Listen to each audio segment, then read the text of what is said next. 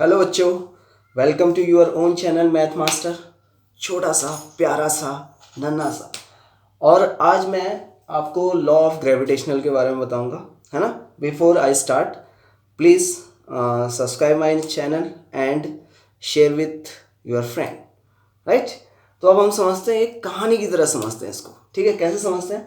देखो, 17th century में एक आप लोगों को पढ़ाया जाता होगा या बताया जाता होगा बहुतों के द्वारा कि एप्पल जो था, ये एप्पल का ट्री दिख रहा है यहाँ से। एप्पल न्यूटन साहब के, न्यूटन जो हमारे न्यूटन सर हैं, उन्होंने बहुत सारा कंट्रीब्यूशन दिया है फिजिक्स में, है ना। Newton's law of motions, gravitational law, बहुत सारी चीज़ें न्यूटन ने दी हमें। तो लोग, क्या कहानी है कि एप्पल इनके सर पर गिरा था, लेकिन ऐसा बिल्कुल भी नहीं हुआ था। ऐसा बिल्कुल नहीं हुआ था। हुआ क्या था कि एप्पल छुट्टियों में जब न्यूटन अपने घर आए हुए थे, है ना, तो उन्होंने अपने घर की विंडो से देखा कि एप्पल के पेड़ से, उनके गार्डन में एप्पल के पेड़ थे, वहाँ से एप्पल गिरते हुए न्यूटन ने जब देखा, तो उनके दिमाग में क्वेश्चन आया कि ये एप्पल सीधे ही नीचे क्यों गिरा, है ना। जैसे ये देखो, मेरे हाथ में मार्कर है, तो मैं इसको नीचे गिरा रहा हूँ। देखो, ये है मार्कर, मार्कर है, ये नीचे गिरा ऐसे, तो ये सीधे ही नीचे क्यों गिरा, इधर या उधर क्यों नहीं गिरा।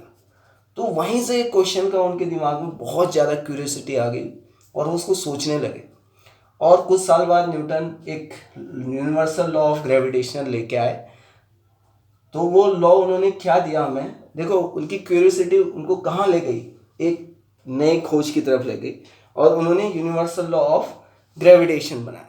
तो उस अकॉर्डिंग टू दैट लॉ क्या था, the force of attraction between any two object is proportional to the product of their masses and inversely proportional to the square of distance between them। ये उन्होंने एक लॉ दिया।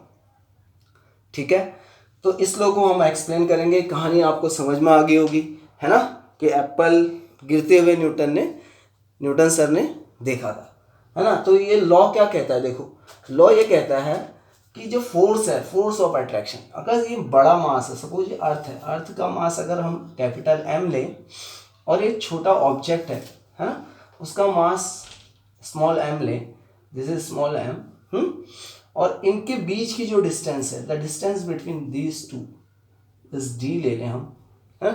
Suppose distance, इन दोनों के बीच की distance क्या है, डी है।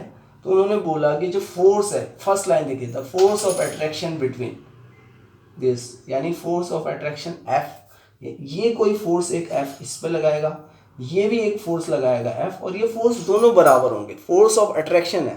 ठीक है, तो ये क्या होगा, डायरेक्टली प्रोपोर्शनल टू है mass of this into mass of this, M into small M. This is first relation. और सेकंड उन्होंने बोला कि दिस इज आल्सो, या force is inversely proportional to one distance between them का square. ये हमारा second आ गया। ये दो रिलेशन इससे आए, फिर उन्होंने इसको कंबाइन कर दिया। जब इसको कंबाइन किया तो क्या मिला उनको, देखिए क्या मिलता है कि, अब मैं इसको इरेज कर लेता हूँ, इसको नोट कर लिया होगा आपने, है ना। तो ये क्या हो गया कि हमें क्या मिला, एक रिलेशन मिला इसमें। वो क्या मिला बच्चों, वो आ गया हमारा F is equal to, combine करने पर इक्वेशन 1 और 2 को अगर हम कंबाइन करें तो हमारा जो कॉम्बिनेशन का रिलेशन आया, F is directly proportional to m1 upon D square. ठीक है, अब इस प्रोपोर्शनैलिटी के साइन को हम क्या करेंगे, हटा देंगे। प्रोपोर्शनैलिटी के साइन को हटा देते हैं तो यहाँ पे जो आता है वो क्या है, एक कांस्टेंट को इंट्रोड्यूस करेंगे, है ना, कैपिटल जी। प्रोपोर्शनैलिटी का साइन हटाया, कांस्टेंट जी लगाया, M upon D square. This is universal law of gravitation का एक इक्वेशन बन के आई। ठीक है, ये हर जगह यूनिवर्सल क्यों बोला गया है, हर जगह पे एप्लीकेबल है ना। ये पूरे यूनिवर्स में ये लॉ क्या है, एप्लीकेबल है। अब देखो यहाँ पर ये जो जी है, what is this G, G है हमारा ग्रेविटेशनल कांस्टेंट, है ना। क्या है ये, this is gravitational constant. G is, इसको बोलेंगे हम G is called, G is universal gravitational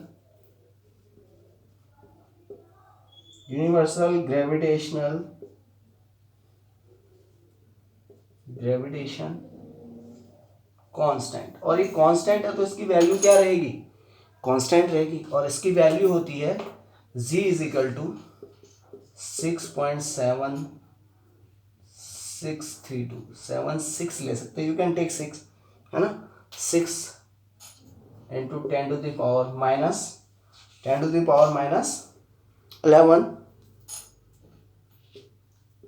Newton metre square.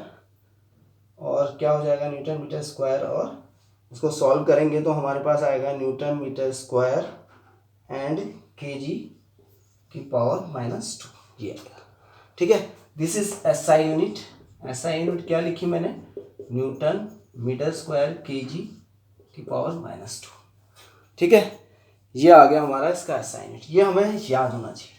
ठीक है, अब देखो बच्चों, ये यहीं पे हमारा ये लॉ, ये इक्वेशन यहाँ पर कंप्लीट हो जाती है। लेकिन इससे हमारे दिमाग में बहुत सारे कन्फ्यूजन भी पैदा हो जाएंगे कि ये दो बॉडी जो है ऑब्जेक्ट, क्या एक दूसरे को, मतलब कहने का मतलब है, अगर सपोज मेरे पास एक यहाँ पर क्या है, सपोज इस रूम में, सपोज मैं यहाँ पर हूँ, ये बोर्ड है और मैं हूँ, इसका भी कुछ मास होगा और मेरा भी कुछ मास होगा, तो क्या हम दोनों एक दूसरे से चिपक जाएंगे?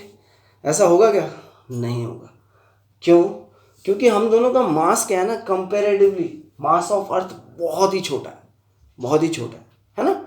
तो मास जहाँ बड़ा होगा the force of attraction will be greater, बहुत ज़्यादा होगा। यानी ये ज़्यादा हैवियर बॉडी के लिए हमें सिग्निफिकेंट नज़र आता है, यानी हमें दिखाई देता है ये फोर्स। जैसे अर्थ और बहुत छोटे से ऑब्जेक्ट का कंपेयर करें तो अर्थ का मास क्या है, बहुत ज़्यादा है। तो इसलिए force of attraction between earth and any other object celestial bodies में ज़्यादा होता है।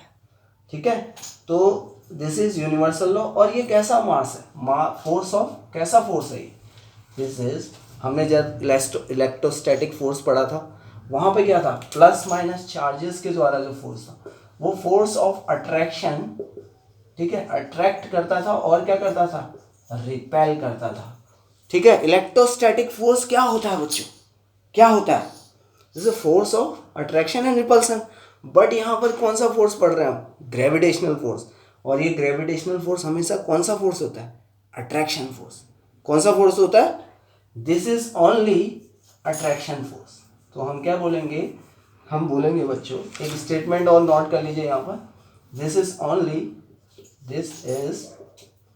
Only attraction